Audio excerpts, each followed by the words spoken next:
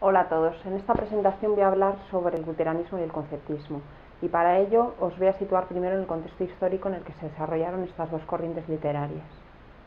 El barroco. El barroco es el movimiento cultural y artístico que se desarrolló a lo largo del siglo XVII. Se trata de un periodo de crisis económica, militar, política y social. El Imperio español, que dominaba una gran extensión de tierras, perdió buena parte de sus posesiones en Europa, convirtiéndose en una potencia de segundo rango. España participa en la Guerra de los 30 años y sufre graves derrotas militares. Durante esta época reinan Felipe III, Felipe IV y Carlos II, que dejan el gobierno en manos de ministros de confianza o válidos, como el duque de Lerma y el conde duque de Olivares.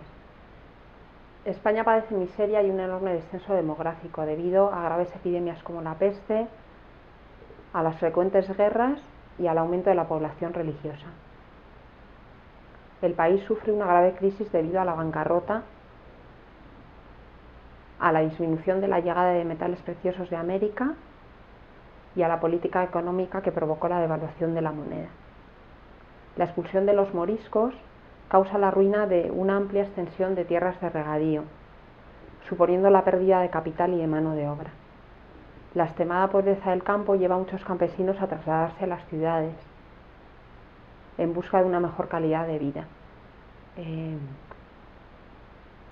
Pero un gran número de ellos se ve abocado a la mendicidad, cuando no a la delincuencia. A nivel social, el campesinado, es decir, la mayor parte de la población, se empobrece, a la vez que las clases medias se debilitan.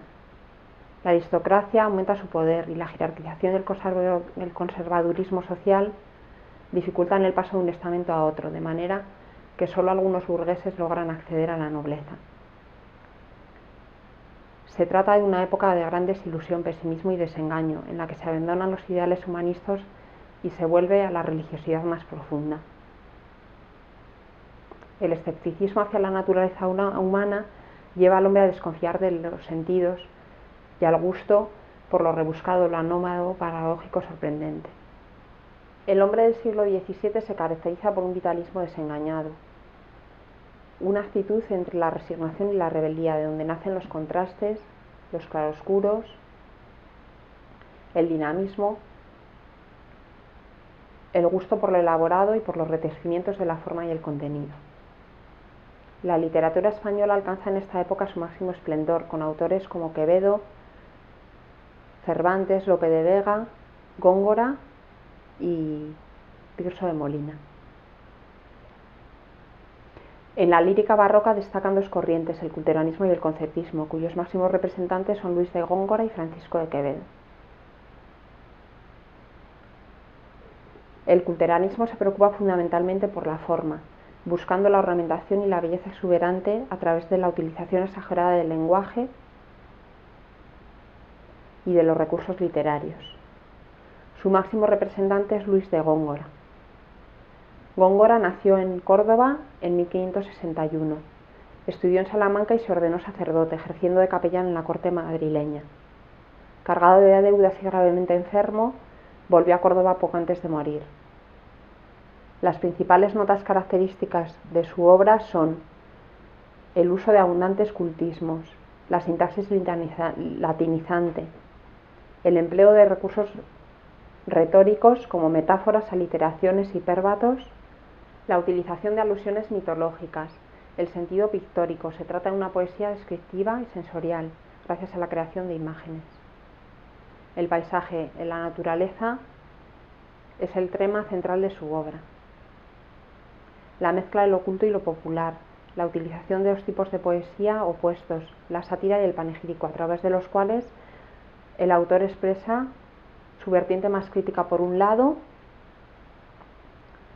y el elogio de nobles y héroes por otro.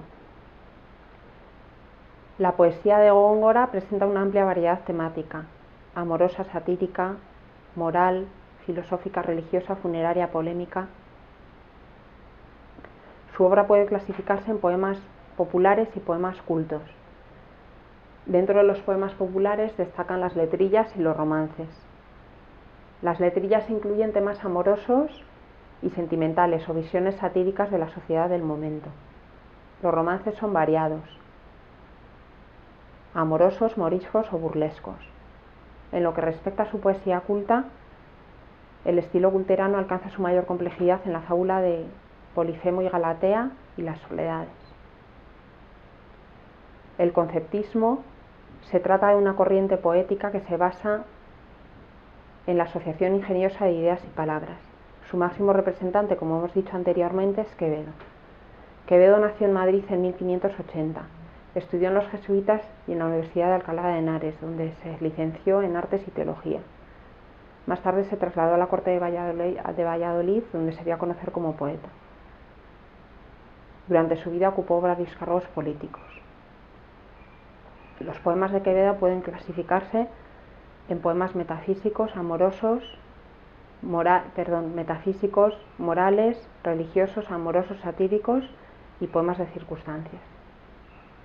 Los poemas metafísicos son fundamentalmente sonetos, y en ellos el autor reflexiona sobre la fugacidad del tiempo, la brevedad de la vida o la aceptación de la muerte. Los poemas morales, en su mayor parte, son también sonetos y contienen reflexiones sobre la fortuna, el poder, los vicios y las virtudes, las riquezas, etc. Los poemas religiosos también son en su mayor parte sonetos y están dedicados a pasajes y personajes de la Biblia. La fe católica le sirve a Quevedo para superar la angustia vital. Los poemas amorosos, muchos de ellos están relacionados con sus preocupaciones metafísicas, ya que para el autor el amor es una forma de reconciliarse con la vida e incluso de vencer a la muerte. El tema amoroso también se incluye como conjunto de contradicciones o como la descripción de la fuerza devastadora de la pasión amorosa. En cuanto a los poemas satíricos, debemos decir que la sátira le sirve a Quevedo para expresar su amargura y desengaño. El objeto de sus sátiras son los personajes de la época y las circunstancias y las costumbres o circunstancias del momento. Sus sátiras le sirven para luchar contra la hipocresía, el poder del dinero, el amor, la vida y la muerte. Respecto a los poemas metafísicos, estas composiciones están dedicadas a personajes del pasado o del presente y le permiten al autor hacer reflexiones morales y filosóficas. La primera impresión de poemas de Quevedo fue realizada en la antología conocida como Primera Parte de las Flores de Poetas Ilustres de España. De forma póstuma, la mayor parte de sus poemas aparecen publicados en dos obras, El Parnaso español y Las tres musas últimas castellanas.